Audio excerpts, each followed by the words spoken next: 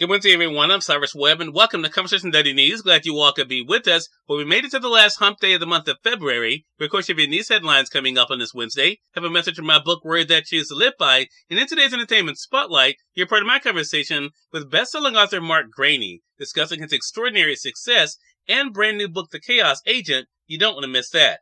Enjoy today's broadcast. For Conversation Daily News, I'm Cyrus Webb with your Wednesday headlines. In national news, Wendy Williams documentary producers say if we'd known she had dementia, no one would have rolled a camera. At a certain point where the Where is Wendy Williams producer Mark Ford says, we were more worried about what would happen if we stopped filming than if we continued. So for the better part of a year, his cameras kept rolling, documenting the increasingly fragile state that the former talk show host had found herself in as she alternatively craved family, her former TV platform, and an excessive amount of alcohol, while struggling to remain coherent.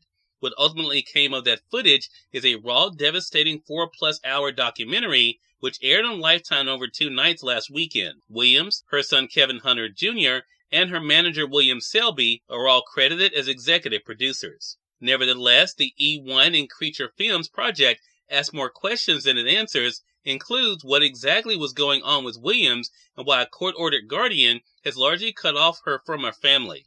Though the latter remains a mystery to the project's producers to this day, a press release on behalf of Williams and her current care team was sent out just ahead of the documentary, revealing that the former shock jock and TV host of 12 years had been diagnosed with primary progressive aphasia and frontotemporal dementia, which impacts language, communication behavior, and cognitive function. Then, 2 days before Where is Wendy Williams was set to debut, Williams' guardian, whose identity is redacted through the doc, filed a lawsuit against Lifetime's parent company, trying to block the network from airing the 2-night documentary event. A judge dismissed the request, however, citing the First Amendment, so it aired as planned, with Selby and key members of the Williams family screening all 4 hours with producers beforehand. To their knowledge, Williams, who's said to be in an undisclosed facility where cognitive issues are allegedly being treated, has yet to see it herself. Now that the doc has aired in its entirety, Ford, along with executive producer Erica Hansen and Lifetime's Brie Miranda Bryant, agreed to hop on a Zoom to discuss its rocky road to completion, including the times they felt were neither appropriate nor safe to keep filming, and the larger purpose they hope that the film serves, even if it wasn't their intention going in. In more national news, Biden tells governors he's eyeing executive action on immigration, seems frustrated with lawyers. President Joe Biden told the nation's governors that he's exploring what executive actions he can take to curb migration across the southern border after a bipartisan deal collapsed in Congress this month. He seems to express frustration at the legal limits of his authority to act unilaterally, says the Associated Press. Biden hosted members of the National Governors Association where he implored them to urge their representatives in Congress to resurrect the bipartisan proposal that collapsed within 48 hours. He also sharply criticized Republicans for backing away from the agreement after former President Donald Trump lobbied in opposition to the deal. Over time, our laws and our resources haven't kept up with our immigration system, and it's broken, Biden told the governors, lamenting that petty politics intervened to kill the deal. Later, during a private question and answer session with the governors, he indicated he was looking at what options he had when it comes to executive orders.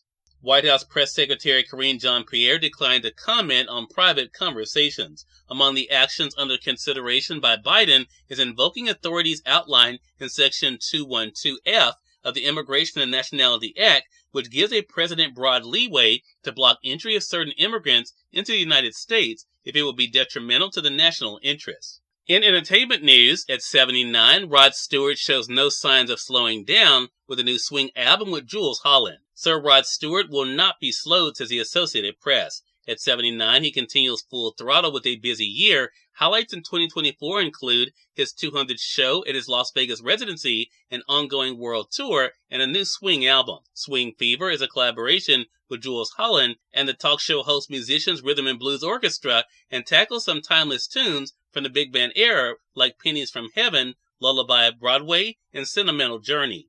No stranger to the American songbook, Stewart had one request for Holland. I'm not going to do any slow songs, Stewart said. I want all upbeat, happy song, which we need in these grim times that we live in. And finally, in business news, consumer confidence slips in February as anxiety over potential recession surprisingly reappears. American consumers are feeling less confident this month as concerns over a possible recession grew, despite most recent data pointing to a healthy U.S. economy. The Conference Board, a business research group, said Tuesday that its consumer confidence index fell to 106.7 from a revised 110.9 in January. Analysts had been forecasting that the index remained steady from January to February. The decline in the index comes after 3 straight months of improvement. Cyrus Webb, Conversations Daily News.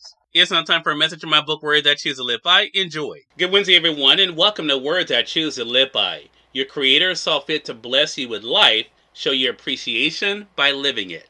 Now go have an amazing Wednesday. We are part of my conversation coming up with author Mark Greaney in today's Entertainment Spotlight. Stay with us. You're listening to Conversation Daily News. For Conversation Daily News, I'm Cyrus Webb with your Entertainment Spotlight. Best-selling author Mark Greaney rejoined me on Conversations Live, the radio show, to talk about his extraordinary success and brand new book called The Chaos Agent. Here's a bit of our conversation. Mark, thank you again for the time. Really do appreciate it. Hey, thanks for having me. Look, the pleasure's definitely always mine. We had a chance to speak last year with Burner, which was another great page-turner, and I should let our audience know, I don't know if I'm supposed to say this or not, but it was really cool reading this book, even though it was an interesting way seeing the name Cyrus. Yeah. You know? I saw that when I was calling in today. I was like, well, that's ironic. I know, right? I know. Well, let's talk about the early response to the Chaos Agent. Of course, people love this character when it comes to the Gray Man, but what was it like for you to see the early response to the book, Mark? Well, I got really good reviews out at the gate, which is always nice to see. You spend 9 months or so either mulling over or working on the book, and you're doing that all by yourself, and you are always worried about how people are going to receive it, and there's not much you can do about it once you turn it in. So it's been great to see. It's doing really well. It just came out last week, and the reviews have been good. Yeah. Mark, what I love about this book is, I said in my early intro for our radio audience, that the thing that really gets me is that artificial intelligence is such a big part of our conversation these days. And when you think about it, I guess, I'll be 49 this year. It's not really a big surprise. Really, when you think about some of our favorite movies, right, over the past 20 years and how artificial intelligence kind of played a role in that. But what has it been like for you to see how books like yours, The Chaos Agent, are not so much out of the realm of possibility?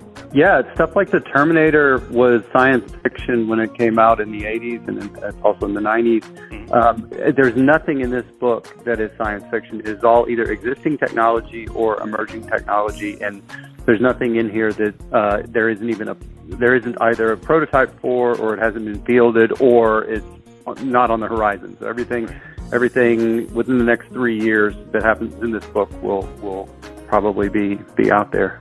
Cyrus Webb, Conversations Daily News. We thank you all for tuning in to this edition of Conversations Daily News. But we'll get on tomorrow with more news, a message from my book, Words I Choose to Live By, and of course, your Entertainment Spotlight. Until next time, I'm your host, Cyrus Webb, saying as always, enjoy your day, enjoy your life, enjoy your world. Thank you all for choosing Conversations Daily News today. Let us go make today amazing. Take care.